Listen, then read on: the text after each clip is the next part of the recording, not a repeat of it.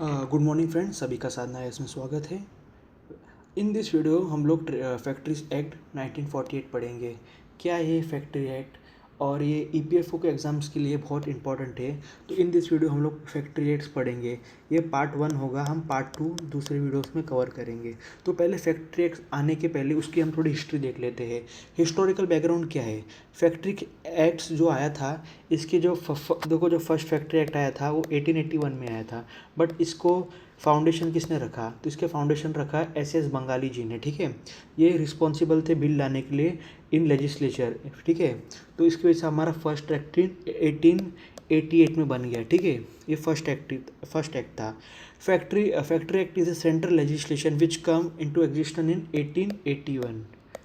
ठीक है, ये रेगुलेट करता था working condition of the workers and is also provide penalties in case of contravention of provision of factory acts.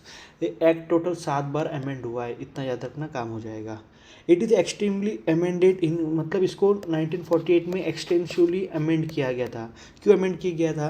Because इस time पे देश आज़ाद हुआ था and demand of industries increase, demand of industries बहुत हो गए, तो इस वजह से एक एक्सटेंसिव एक्ट चाहिए था। ठीक है, तो इस वजह से 1948 में एक ब्रॉड एक्ट बनाया गया। ठीक है, अब हम देखेंगे कि इसमें फैक्ट्री एक्ट 1948 में क्या क्या दिए गए हैं।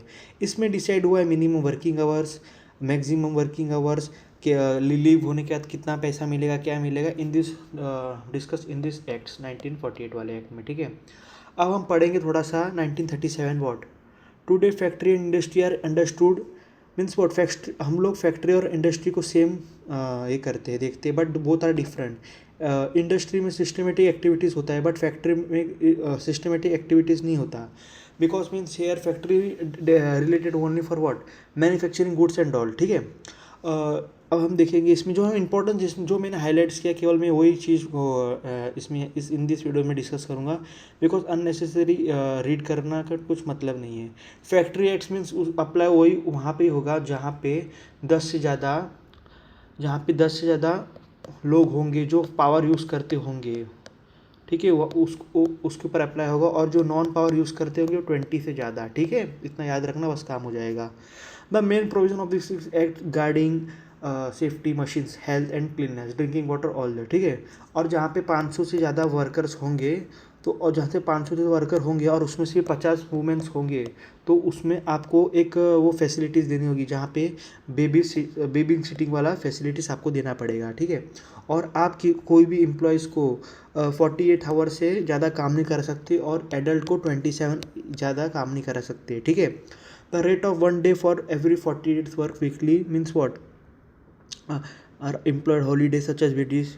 The rate of 1 day for every 20 work weekly means what, एक दिन का वेजेस इसमें।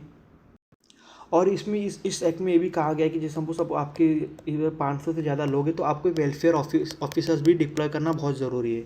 ठीक है, अभी इसमें क्या बोला गया है, आपको 20 डेज़ पे एक दिन छुट्टी मिलेगी। ठीक है, एंड आप किसी भी एम्प्लॉयज़ को मैक्सिमम 5 घंटे काम करा सकते हो, उसके बाद उसको हाफ आवर का ब्रेक देना ज़रूरी है। ये कहाँ पे बोला है? इन दिस एक्ट्स में बोला है। अब ये सारा चीज़ पढ़ना नहीं, इसमें केवल वो इंपॉर्टेंस प्रोविजंस दिए, it is not as much important. हम लोग सीधा आएंगे इसमें जो हाईलाइटेड पार्ट्स है उसमें।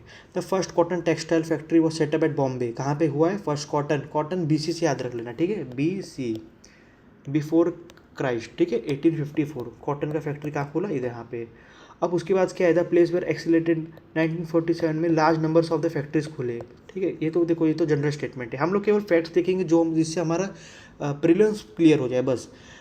And the first iron and steel work कहाँ पे शुरू हुआ? बिहार। आयरन एंड स्टील कहाँ पे हुआ? बिहार। कॉटन कहाँ पे हुआ? कॉटन BC से याद रखना। ठीक है, मैंने मम्मी बना के दिया हूँ आपको। और ठीक है, पावरलूम बंगाल। ठीक है 1970s में क्या हो गया? पेपर मिल्स कहाँ पे बने? हुगली कहाँ पर है? बंगाल में है। It is important no. ठीक है, हम आगे देखेंगे। तो देखो इसमें क्या लिखा गया है, सौरभ जी, शपूर जी, बंगाली, ये डिसर्टिफिकेशन हो गए बिकॉज दैट टाइम में इंडिया के पास कोई ऐसा एक्ट ही नहीं था जिससे हम लोग फैक्ट्रीज को रेगुलेट कर सके। तो इसकी वजह से ये डिसअपॉइंट थे। ठीक है, बस इतना इसमें याद रखना, इसमें कोई एक्ट्स के तो बारे में दिया नहीं, हम लोग केवल एक इंपॉर्टेंट एक्ट्स ही पढ़ेंगे। इन 1878 1878 में क्या बोला है, शशिपाद बैनर्जी, इन्होंने फाउंडेशन क्या रखा, 12 बाजार ऑर्गेनाइजेशन, ठीक है, जो जूट के लिए इंपॉर्टेंट है, ठीक है। अब इतना बस फैक्ट्स क्या रखो, 1878 में 12 बंगाली जी ने क्या बनाया, 12 सॉरी शशिपथ बैनर्जी ने बनाया, 20 से बैनर्जी, 20 से 12 याद रखना है, किसके लिए बनाया, जूट के लिए, बस इतना, इसके लिए इतना ही इंपॉर्टेंट है और कुछ नहीं। मूव करेंगे आगे हम लोग, ठीक है। जो इंपॉर्टेंट से केवल वही मैं डिस्कस करूँगा, अननेसेसरी वीडियोज़ लॉन्ग नहीं हो जाएगी। अब इसमें देखो 80-81 के बाद क्या था, वो एक्ट इन एडुकेट था, ठीक है, तो उसकी वजह से नारायण मेघाजी लोखंडे जी ने, जो डिसेबल किसके थे, ज्योतिबा फुले के, ये फर्स्ट लेबर लीडर है इन इंडिया में, ठीक है। इन्होंने फिर क्या किया, 1881 के बाद जो 1881 के एक्ट बना इन एडुकेट, तो इन्होंने इस एक खुद का सजेशंस बनाया और 5300 वर्कर्स की साइंस लेके प्रेजेंट किया किसको, जो सेकंड फैक्ट्री कमीशन बनी थी ना 1884 में, ठीक है। इसके बाद ही 1891 का नया एक्ट बना, ठीक है, चलेगा ना, समझा ना इतना, ये क्रोनोलॉजी आपको समझाना, ठीक है। तो इसमें 50 पर इसमें क्या बोला है, the act was passed in 1981 on the basis of the recommendation where the definition of factory amended and to 50 और मोर पर्सन, इस वाले एक्ट में 50 और मोर पर्सन बोला गया है, ठीक है, जो एम्प्लॉयड है। Local government were empowered to extend to premises in 20 या मोर, लोकल गवर्नमेंट को बोला कि वो आप उसका अपना पावर, जो जहाँ से 20 से ज़्यादा लोग होंगे फैक्ट्रीज में काम करेंगे, अपना पावर उधर यूज़ करो, ठीक है। हम मूव करेंगे, ILO तो आपको मालूम है 1999 में बना था, ठीक है। अब इसमें जो इंपॉर्टेंस है वही हम लोग लिखेंगे। अभी फिर क्या हो गया, 1929 में क्या बना, रॉयल कमीशन। रॉयल, देखो नाम तो रॉयल है बट इसको आप समझना उल्टा है, नाम रॉयल है लेकिन काम एकदम उल्टा है, ठीक है, इसको आप ऐसा समझ सकना, ठीक है। नाम रॉयल है और काम उल्टा है, तो 1921 में फिर से कमीशन बना, ठीक है। क्यों, क्योंकि इस एक्ट में बारे में फिर से देखने के लिए कि इस एक्ट में और क्या सुधार किया जा सकता है। अभी इतना सारा ये सब इंपॉर्टेंस नहीं है, हम मूव करेंगे सीधा आगे। अच्छा, इधर कुछ दिया है, ठीक है। In the 1942 the conference was important, the being first attempt the collaboration between government employers worker in matter pertaining to labour arising therefore a plenary tripartite conference was made, ठीक है। मीन्स वॉट, इसमें बोला गया है कि इसमें हाँ कुछ इंपॉर्टेंट नहीं, बस इसमें इतना रखना है कि 1942 में एक ट्राईपैड एग्रीमेंट बना, गवर्नमेंट के पास, वर्कर के और इंडस्ट्रीज़ के ऊपर, ठीक है, बस इतना याद रखना। अब हम देखेंगे फैक्ट्री एक्ट, जो एक्ट हम पढ़ ले 1948, उसका वो कब आया, तो ये आया 30 जनवरी को कॉन्स्टिट्यूट असेंबली में, ठीक है। पास हुआ 28 अगस्त में, लेकिन हाँ ठीक है। और ये एक्ट कब बना, ये एक्ट बना 23 सितंबर में, ठीक है। और फोर्स में कब आया, 1 अप्रैल 1948 में। मीन्स इतना याद रखना ना, काम हो जाएगा। अब ऑब्जेक्टिव ऑफ एक्ट वही जो सब वर्कर्स की सेफ्टीज ये वगैरह वगैरह, ठीक है, हम आगे करेंगे। Applicable of the act is what, इसमें आपको बोला था ना, मतलब 10 पावर, इतना याद रखना, 10 में पावर, 10 का पावर है और 20 में नो पावर, ठीक है, इतना याद रखना, काम हो जाएगा। अब इस एक्ट में देखो टोटल 3 शेड्यूल है, इसको आप ना कैसे रख सकते हो, HCD, ठीक है, HCD याद रखना, HCD, दो 3 बार बोलूँगा, याद हो जाएगा, HCD, ठीक है। हजार्डियस केमिकल डिसीज़, ठीक है, इतना याद रखना, काम हो जाएगा। 3 शेड्यूल है और इसमें यही दिया है, ठीक है। अब इंपॉर्टेंट डेफिनेशंस देखेंगे हम, इसमें क्या क्या इंपॉर्टेंट डेफिनेशंस दिए हैं। According to section 2M, factory act means what, any premises include the precincts thereof 10 या मोर वर्किंग, वो ही बोला ना आपको, 10 या मोर 20, वो सेम टू सेम, इसको कट करो, सेम टू सेम है। द सेक्ट नॉट इंक्लूड, जो माइंड सब्जेक्ट्स, माइंड से रिलेटेड चीज़ है उस पर ये एक्ट नहीं लागू होगा। आर्म फोर्सेस पे ये एक्ट लागू नहीं होगा, रेलवे पे ये एक्ट लागू नहीं होगा, होटल मैनेजमेंट रेस्टोरेंट्स में ये एक्ट लागू नहीं होगा। The state power empowered to apply the provision to any establishment irrespective of numbers of the employee except where the work is done by workers solely with the help of the members। Means इसमें क्या बोला है कि state government की duty है कि इस act को फॉलो कराए, लेकिन वहाँ पे ना कराए जहाँ पे समझो कोई फैक्ट्रीज में सारे फैमिली मेम्बर्स काम कर रहे, ठीक है। तो इसमें कोई वर्कर का तो काम आया नहीं, सारे फैमिली मेम्बर से वो उनके ऊपर डिपेंड है कि वो किस तरह से काम कराए। Manufacture process means what, manufactures में वही प्रिंटिंग आएगा, pumping oil, making, altering, repairing, ornamenting, finishing, packing, ये सब किस में आएगा, मैन्युफैक्चरिंग में आएगा। अब किसको देखो चाइल्ड नहीं बोलोगे जो 15 साल, एडोल्ट किसको बोलोगे जो 15 से 18 ईयर्स के बीच में है, 15 से 18 को क्या बोलेंगे, एडोल्ट। यंग पर्सन किसको, यंग पर्सन बोलेंगे चाइल्ड और एडोल्ट को, ठीक है। एडल्ट किसको बोलेंगे जो 18 साल कंप्लीट कर लिया है, ठीक है। वर्कर किसको बोलेंगे? जो वर्कर उसको बोलेंगे जो does not include in arm forces of the union. Means worker means जो काम कर सकता है उसको हम लोग वर्कर बोलेंगे। ऑक्यूपायर मीन्स व्हाट, जो उस कंपनी को ऑक्यूपाई मतलब रन करेगा उसको ऑक्यूपायर बोलेंगे। इसमें कुछ इंपॉर्टेंट फैक्ट्स नहीं, इस वजह से मैं इसको एक्सप्लेन नहीं कर रहा हूँ। Definitely UPSC only facts and concepts पूछेगा इस वजह से, ठीक है। Calendar year means what, calendar year उसको बोलेंगे जो पूरा 12 महीना पूरा हो गया उसको बोलेंगे कैलेंडर। और ये 1 जनवरी से शुरू होता है, इसको आप कंफ्यूज मत करना अकाउंटिंग ईयर से। डे क्या होता है? 24 आवर्स, और ये मिडनाइट से शुरू होता है। और वीक्स क्या है? आफ्टर सैटरडे मीन्स, हाँ, संडे से वीक शुरू होता है, इतना ध्यान में रखना। आपको संडे दे दिया होगा, संडे के मतलब सैटरडे के संडे से ही दिन शुरू होता है, आप मंडे बोल देंगे, आप लोग कन्फ्यूज रहोगे। Approval licence and registration of factories means what, inspector chief staff is appointed at government, ठीक है। इसको अपॉइंटमेंट कौन करेगा? गवर्नमेंट। और जो डिस्ट्रिक्ट मजिस्ट्रेट होगा वो भी इंस्पेक्टर होता है फैक्ट्रीज का। इंस्पेक्टर मीन्स व्हाट, वो जाके फैक्ट्रीज में चेक करेंगे कि सारे काम बराबर हो रहे हैं कि नहीं, ठीक है। The state government should appointment certified surgeon to take care health of the issues in the factory means what, state government एक हेल्थ सर्जन को अपॉइंट करेगा।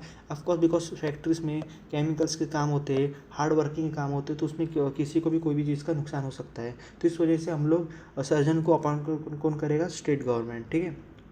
अब हम आगे मूव करेंगे। आगे क्लीननेस मीन्स व्हाट, हर डेली डर्ट शेल क्लीन होना चाहिए। जो एक्वलमेशन ऑफ डर्ट होगा, डर्ट मीन्स वो कचरा होगा, वो डेली साफ होएगा। फ्लोर हर हफ्ते साफ होएगा। फ्लोर ऑफ वर्कमैन, जहाँ पे वर्कर्स काम करेंगे वो हर वीक साफ होगा, इतना याद रखना। और वॉल्स, पार्टीशंस एंड सीलिंग्स, जो वॉल होगा, दीवार होगा, पार्टीशंस, और जो सीलिंग होगा, ऊपर का छत होगा, वो हर 5 साल में उसको रिपेंट करेंगे, ठीक है, इतना याद रखना, ठीक है। अब मूव करेंगे आगे। देखो इसमें क्या है, डिस्पोजल और वेस्ट इन्फ्लुएंस में वेस्ट को अच्छे से करो, डिस्पोज करो। वेंटिलेशन अच्छा हो, डस्ट से बचा हो। आर्टिफिशियल ह्यूमिडेशन मीन्स व्हाट, ऐसा सुविधा जो कि जहाँ पे गर्मी कम लगे, वेंटिलेशन की प्रॉपर सुविधा हो, वर्कर्स को सांस लेने के लिए अच्छा ऑक्सीजन मिले, ये सब, ठीक है। ओवर क्राउडिंग मीन्स व्हाट, ये देखो यहाँ पे क्वेश्चन आएंगे। देखो पहले वाले एक्ट में 9.5 क्यूबिक मीटर, 9.9 क्यूबिक मीटर दिया था, बट अब बढ़ा के 14.2 क्यूबिक मीटर दे दिया है। और छत की हाइट 5 मीटर होनी चाहिए, यानी 14 फुट, ठीक है। Lighting means what, proper lighting होनी चाहिए, सब कुछ ठीक से दिखना चाहिए, ठीक है, सिंपल लिखा है। Drinking water is not what, means जहाँ पे पानी रखा हो उसके 6 मीटर की दूरी पे यूरिनल ना हो, मीन्स टॉयलेट करने वाला जगह ना हो। स्पीड मीन्स थूकने का नई जगह हो, ठीक है, ये सब लिखा है बिकॉज कंटेमिनेशन से बचा जाए। लेटरिंग्स और यूरिन, लेटरिंग्स होना चाहिए। स्पीड टूल में नॉट पिक दान होना चाहिए, वर्कर उसको थूकने के लिए जगह होना चाहिए। सेफ्टीज़ का पूरा ध्यान रखना होना चाहिए। अब हम आप मूव करेंगे आगे। अब देखो इसमें से इंपॉर्टेंट क्वेश्चन फंसते हैं। सेफ्टी ऑफर मीन्स व्हाट, आप इतना याद रखना कि अगर इंडिया में रहना है तो 1000 रुपये खर्चा करना पड़ेगा आपके सेफ्टी के लिए, ठीक है। सेफ्टी मतलब अगर 1000 के ऊपर लोग होंगे तो सेफ्टी ऑफिसर अपॉइंटमेंट करना ज़रूरी है, बिकॉज यही सब कुछ देखेगा, ठीक है। और इसमें ये भी दिया है कि the following should be securely fence every part of the electric generator. अभी इसमें से बेसिक सेंस होना चाहिए ना आपको, इलेक्ट्रिक जनरेटर होगा तो डेफिनेटली वो खतरे की घंटी है, तो उसको फेंस करना ज़रूरी है, ठीक है।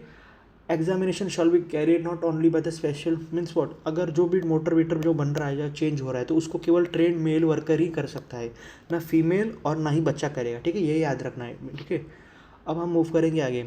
और उसको ठीक है, हाँ, every factory suitable for cutting means what, अब सपोज आपका ये सपोज आपका ये पूरा फैक्ट्री है, तो यहाँ पे जगह जगह पे ना पावर कट का प्रोविजन दिया हो गया। जैसे आप ट्रेन में मूव करते हो तो जैसे चेन खींचने का ये होता है, हर डब्बे के में एक चेन खींचने का रस्सी होता है, उसी तरह पावर कट करने का भी एक जगह होना चाहिए, बिकॉज पूरी फैक्ट्रीज में आग ना फैले इस वजह से, ठीक है। Self acting machines means what, इसमें भी वही है विच इज़ फिक्स्ड, अच्छा ओके ठीक है, इसको कैंसिल, मतलब इसका कुछ में इफेक्ट्स बनता नहीं है। Provision of employment of women and children near the cotton opener means what, cotton opener जो मशीन है उसमें वुमेन्स और चिल्ड्रंस को आप एम्प्लॉय नहीं करोगे, बस इस पॉइंट का यही मतलब है। अब हम मूव करेंगे आगे। Lifting machine chains ropes and lifting tackles में इसमें कोई इफेक्ट्स की बात तो दिया नहीं है। हम मूव करेंगे आगे आगे आगे, हाँ, यहाँ पे दिया है, देखो इसमें क्या बोला है कि no person shall be employed in any factory to lift carry या मूव लोड हैवी मशीन्स, ठीक है। हैवी मशीन्स आप उनसे आप नहीं करा सकते हो, डेफिनेटली वो वर्कर से। प्रोटेक्शन ऑफ आइज होना चाहिए, उनको प्रॉपर ग्लव्स होना चाहिए, प्रॉपर स्पेक्स होना चाहिए टू उनको आइज़ को बचाने के लिए। Precaution against dangerous fumes gases etcetera, जो भोपाल ट्रेजेडी हुई उसकी तरह कोई हादसा ना हो, उसके लिए इसमें प्रोविज़न दिया गया है, ठीक है। एक्सप्लोजिव और इन्फ्लेमेंट डस्ट गैस उसमें सेम आ गया। प्रिकॉशन केस ऑफ फायर, आपको क्या प्रिकॉशन लेना पड़ेगा, आपको फ्री पैसेज बनाना पड़ेगा जिसमें फटाफट वर्कर्स निकल पाए। वर्कर को ट्रेनिंग देनी पड़ेगी कि जब आग लगे तो कैसे बाहर निकलना चाहिए। नेसेसरी इक्विपमेंट्स होने चाहिए फायर को बुझाने के लिए। Worker are familiar with the means of escape, means what, worker को मालूम होना चाहिए कि फायर लगता है तो किस तरह से भागना चाहिए, ऐसा नहीं कि वो कन्फ्यूज़ हो। Power to require specification on defective parts of test और स्टेबिलिटी, मीन्स इसमें इंस्पेक्शन होना चाहिए, जो डिफेक्टिव पार्ट है उसको रिमूव करना चाहिए। और बिल्डिंग का ऑडिट होना चाहिए कि बिल्डिंग में कोई डिफेक्ट तो नहीं है, छत किधर से गिर तो नहीं जाएगा, ये सब होना चाहिए, ठीक है। ये समझ, देखो ये बेसिक सेंस है, इसमें तो आपको पता है होना चाहिए। बट हम केवल वो चीज़ डिस्कस करेंगे जो जो जो एग्जामिनर डालेगा उसको। अब देखो इसमें वेलफेयर का कॉन्सेप्ट क्या पूछा गया है, what is meaning of the term labour welfare. The facility provide by the worker, ठीक है, जो वर्कर्स को फैसिलिटीज़ मिलती है। They are 3 major aspects. First occupational health care, second is suitable working time and appropriate salary, ठीक है। OSA ऐसे याद रख लेना, OSA, ठीक है। ऑक्यूपेशनल होना चाहिए, सेफ्टी सूटेबल इन्वायरमेंट होना चाहिए और सैलरी टाइम पे मिलना चाहिए, ठीक है। इतना याद रख लेना आपने, इसमें काम हो जाएगा। वेलफेयर में पहला आएगा वॉशिंग फैसिलिटीज़, मीन्स व्हाट, आपको उसको कपड़े धोने के लिए ये सब सामान देना पड़ेगा। आपको उसको मेंस और वुमेंस का टॉयलेट अलग अलग होना चाहिए। Facility for storing and drawing clothes, means जब वो धो के कपड़ा लाएगा तो उसको सुखाने के लिए जगह भी तो चाहिए ना। फैसिलिटी फॉर सिटिंग्स, जब वर्कर काम करके थक जाएगा तो उसको एक बैठने की, सीटिंग की, एक आराम करने की जगह तो होनी ही चाहिए ना, तो ये भी बेसिक सेंस है। फर्स्ट एड एप्लीकेशन, तो अब यहाँ पे याद रखना फर्स्ट एड इसमें एक प्रोविज़न है, अगर 50 से ज़्यादा लोग हैं, 50 या 100 से ज़्यादा लोग हैं तो हर एक आदमी के ऊपर एक मतलब क्या है, अगर 50 वर्कर है तो एक फर्स्ट एड होना ज़रूरी है, बस इसमें यही बोला गया है, ठीक है। अब मूव करेंगे आगे। अगर 500 से ऊपर ज़्यादा हो तो एम्बुलेंस रूम होना ही चाहिए। अगर 200 के ऊपर ज़्यादा हो तो कैंटीन होना ही चाहिए, ठीक है। Shelter and rest room and lunch room, अगर, ठीक है, shelter, rest room and lunch room अगर 105 से क्रॉस किया तो शेल्टर होना चाहिए जिसमें वो इंसान रेस्ट कर सके, ठीक है। और वुमेंस का तो आपको बताया, अगर 30 के ऊपर होगा तो वुमेंस के बच्चे 6 साल के नीचे होने चाहिए, तभी उनको फैसिलिटी मिलेगी, ठीक है। उसके ऊपर फैसिलिटी नहीं मिलेगी। और अगर 500 के ऊपर होगा तो एक वेलफेयर ऑफिसर आपको एक डिप्लॉय करना पड़ेगा, ठीक है। तो हम इसमें पहले देख लेते हैं कि इसमें वेलफेयर प्रोविजंस में क्या क्या है।